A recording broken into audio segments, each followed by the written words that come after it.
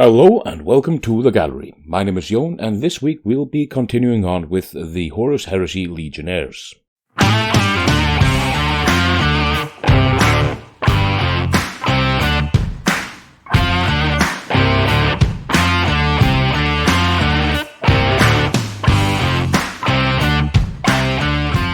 The theme this week is the more iffy of legions, so we'll be starting with the Alpha Legion, which can be argued that are traitors, and sometimes even loyalists, and you can go back and forth. But keeping in line with the theme, they are the traitor legion we are painting this week. After that, we will be taking a look at the Dark Angels, which have had their run-in with Chaos via the Fallen, and everything related to that fiasco. But let's start with the Alpha Legion in a super simple paint job. I am Alpharius. We're starting out with the Alpha Legion, and that's a really simple paint job in my opinion, at least the way I'm doing it. I'm starting out with the Vallejo Silver, which is a beautiful silver colors, as I've mentioned quite often. Then we're just brushing Achillean green on top of that. Then we get most of the armor done. Because I'm using a brush for every single one of these marines, I am brushing it. However, airbrushing this paint over silver is just absolutely gorgeous, but this seems good enough. It's a shiny, vibrant, Alpha Legion-y, teal-esque color, and I absolutely adore it. I filled in all the extra bits where the blue-green color went a little bit haywire with more silver, just with the brush, and then I'm putting a little bit of null oil over all the bits that will be silver in the end model. There are very few colors that we're using for this mini, so next is just Black Templar, and that's for the gun casing, the under armor, and everything that we don't want to look silver, but more dark and more black, like the gun casing and the under armor. And if you have some extra bits here or there you like black, definitely use Black Templar over silver. It gives it a dark color, and I like to use it straight over the underpainting that I've already done, so I don't have to reapply any paint in the grooves or anything like that. Next is just Blood Angels Red, and that's for all the finicky bits, like the eye lenses, a little bit on the grenades that he has on his side, just to give it an extra oomph color here and there.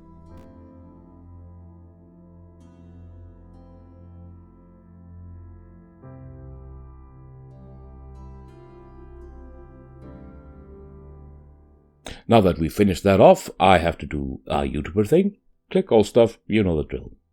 Now, since the Alpha Legionnaire was quite simple to paint, let's go a little bit more complex with the Dark Angel one, and let's add a little bit of extra stuff on him. Mainly the plume. Now, the Dark Angels is a little bit more complex, so we're not leaning as heavily into the contrast paint like we did previously. We're more going for a dry, brushy feel. So we're starting with a black undertone, be it Vallejo blacks or Abaddon black, whatever black tone you want, basically. I'm dry brushing that first with Ashen Grey, and then a finer dry brush and a more delicate one with Storm Vermin Fur. The Ashen Grey is to get a little bit of tone going, and the Storm Vermin Fur is more for a quick and dirty edge highlight. Now, to have some extra tones on this guy, I decided to use a little bit of red, because you've seen a lot of images with a little bit of red highlights here and there. So the gun casing, the extra little things on his belt stuff, the sword hilt, one of his pauldrons, putting all of that into a red color makes it a little bit more vibrant and a little bit more interesting in my opinion, and that's the main reason why I did it. Now, the reason why I'm putting rust gray over there is mainly because I will be painting this white, and painting white straight over black is a good way to lose your mind. Most of white paints that I've seen have a horrible opacity, so let's find something a little bit better to put underneath. Next, I'm using Vallejo white. It flows well. It's not like the Citadel white, which is always a little bit on the chalkier side in my opinion. That's why I use this but it is a rather thin paint, so the undertone really helps. That means only 2 coats of white instead of the usual 50 million. Next, again with a flat red, just to add a little bit of extra stuff to the plumage, make it a little bit more interesting, a little bit more nice, a little bit more actually. And just put that in. You can do 3, 4, 5 lines, how many you want. I'm going for 3 because it's quick and simple. All the white stuff, all the red stuff. Let's put some Nuln Oil on that, just to give it a little bit of extra depth. I did not put Nuln Oil over all the pauldron, because then I would have to reapply all the red to it, and I'm doing a quick paint job. So only the little notch in the pauldron got a fairly thin line of Nuln Oil. Next, we're in the metallics, and it's silver for the sword and various parts of the model. The belts on his, the buckles and everything like that, the exhaust pipes and cables on his backpack, here and there. You notice I'm not putting silver on the under armor because it's already fairly black, and we've already dry brushed over it with a little bit of the storm vermin fur and everything like that, so no need to revisit it in my opinion. If we are painting a character model and putting a lot of focus on it, then definitely revisit it, but for this guy, not so much.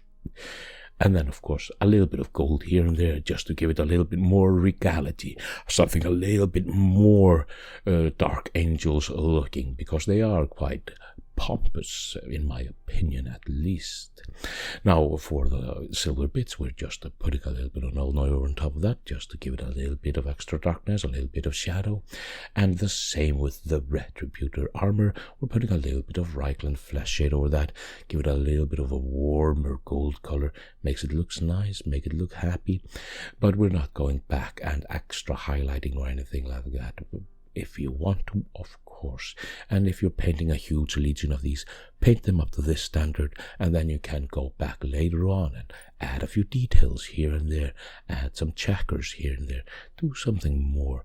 But to put them on the table, this is quite enough. Now for the eyes, a little bit of Blood Angels red. Yet again, it fits well with this guy as it did with the Alpha Legionnaire. And of course, he has this coil on his gun. So I'm starting by putting a little bit of Blood Angels red on top of the coil, and then we will be getting Yanton yellow on the bottom and wet blending the 2 contrast paint fairly quickly together. Quickly flicking off all the red from the brush, getting the yellow, putting that on the bottom, and then just wet blending it around the corner, and then we get this interesting fiery coil there, which seems fitting for this guy. Now he has a power sword, or a sword with some sort of power thing to it. We're not spending too much time on it, on doing all the power sword things, so I'm just getting athletic blue around the node, and then just feathering it out a little bit so we get this bluish tint there.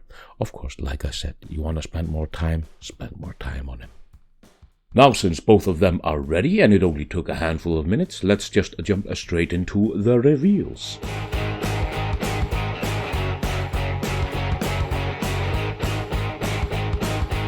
And here we have the 2 Marines.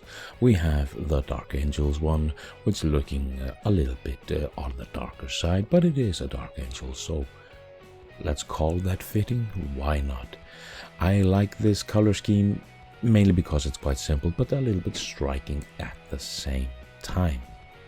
And on the other side of the spectrum, we have the Alpha Legionnaire. And I really, really dig this look. I mean, it's simple and it's a little bit blotchy, let's face it. Would be smoother with an airbrush, and I might very well do that later on. But it's a cool look. I like this color. I just really, really like it. Anyway, thank you very much for joining me here today. There are links in the description for all kinds of stuff, social media, the Amazon store, and various tidbits. You do with it what you will.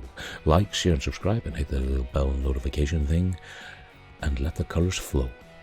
But until next time, farewell.